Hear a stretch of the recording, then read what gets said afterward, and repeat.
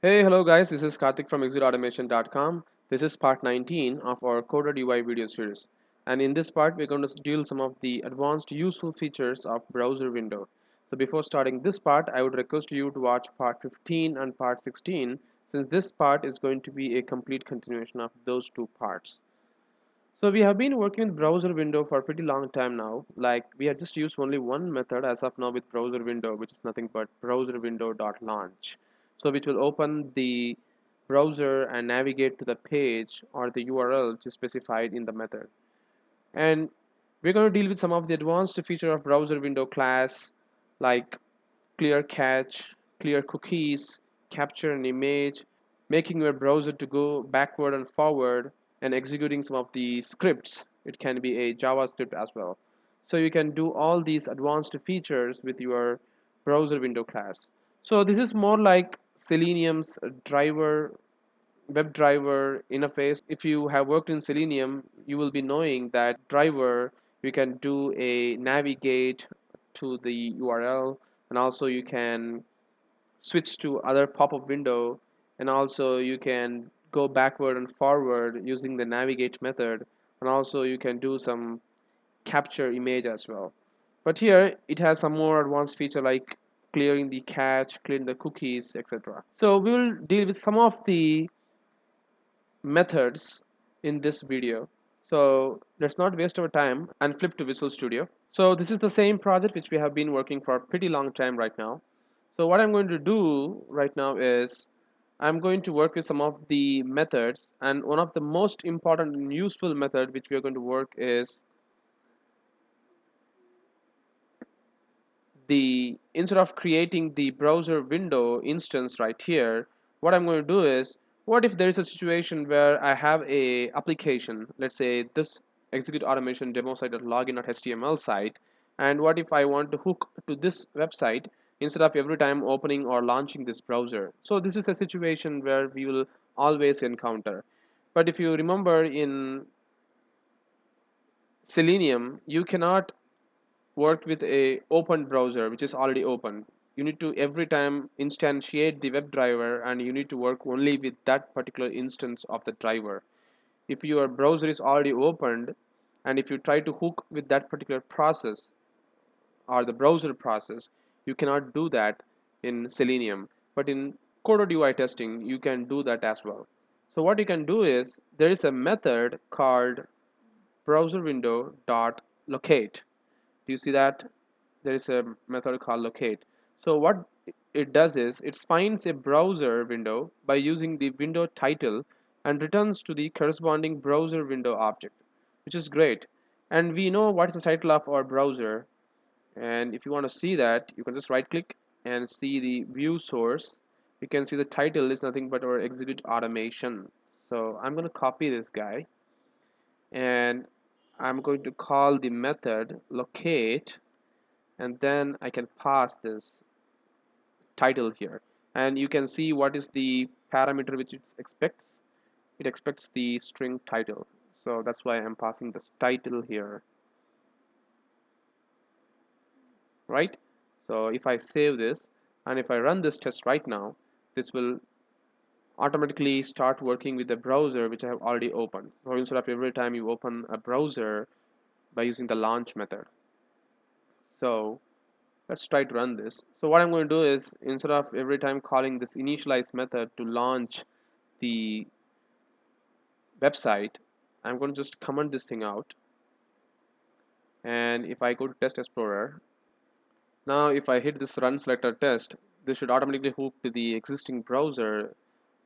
Alright, and then it should perform the operation as you can see here. So it should type the initial KK in the text box. Alright, so now we can see that the test is working fine. So this is how you can perform the operation using the locate method like this. So now you don't have the problem to every time open the browser and then perform the operation from there. So with coded UI, you have the power to locate the already open browser as well, right? So there is another method as well. So what you can do is, you can locate from process. So using this from process, you can get the instance of a process existing process which is running, and then you can pass the process ID here, and from there you can also work with the existing open browser. So this is another method, right? Okay, so let's stick with the same locate method. So let's try out with some other method as well, like clear cookies, clear cache, etc. So what I'm going to do is, before locating this browser, I'm going to clear the cache and cookies of the browser. So for that, what I'm going to do is browser dot clear cookies. So there is a method called clear cookies. So using this method, you can clear the browser's cache and cookies. So here I'm clearing the cookies, and then there is a method called clear cache. So if you do this, what will happen? This will clear the browser's cookies and cache before it's going to locate this particular title, right? So right now the website is opened. I'm going to run this test and see if the cache and cookies has been cleared. So I'm going to hit this run selected test, and then it has cleared the cache and cookies, but it actually shows you a window here. If actually in my browser I don't have the cookies and the cache filled in, that's why it is not deleting any of the details. So if there is any cache or cookies in my browser, then it will show you a clearing of cache and cookie window right here. You can also try to capture the image of the browser window every time if you think you need to capture that if there is any exception happen or something like that. So you can do this using capture image method available with the window instance of the browser window. So what you can do is, let's say I want to capture the image. So you can just write like this. So window dot capture image. So you can see there is a method called capture image, and what is the return type of this capture image is nothing but image. So you need to use the image of image. So image is a class which is available in system.drawing namespace. Great. And then you need to save this image to any of the directory in your computer. So I'm going to save this using a save method available, and then you can save this to, let's say I'm going to save this in d colon captured dot jpeg, right? And then we need to specify the image format. So there is a image format class available, and there are a lot of static properties available with that. So you can specify the property as JPEG here, right? There are a lot of properties available which you can save. You can also save this as a stream, and then you can save the stream, convert that to a binary, and then you can save that binary to a database if you want to save it, and then you want to retrieve that database image and show that in your web page as a report, something like that. You can do that as well, right? And then since we need to dispose this, I'm going to call this a dispose method. So every time once we're done with it, you need to call this dispose method so that it's a good practice to do that. Oops, see, I put the here symbol right there. So I'm going to put this before the double quotes. Great. So what I'm going to do is I'm going to run this. So let's delete these values and let's try to run this test. So I'm going to hit this run selected test. So this should capture me this browser window that you are seeing right now, right? So let's wait for the test to complete. All right.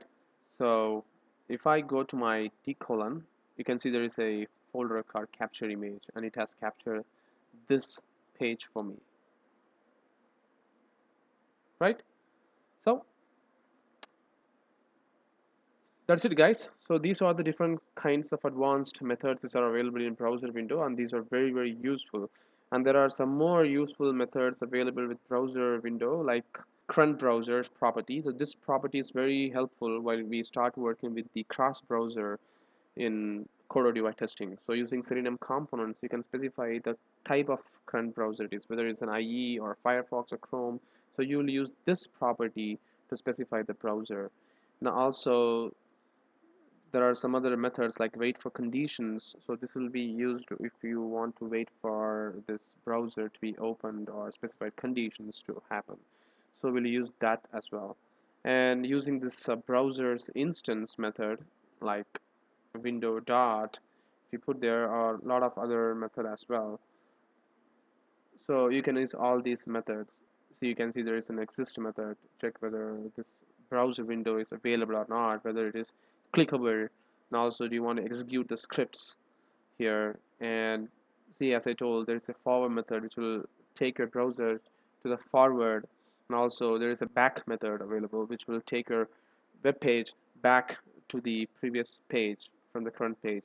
So all these methods are very helpful while working with the browser window.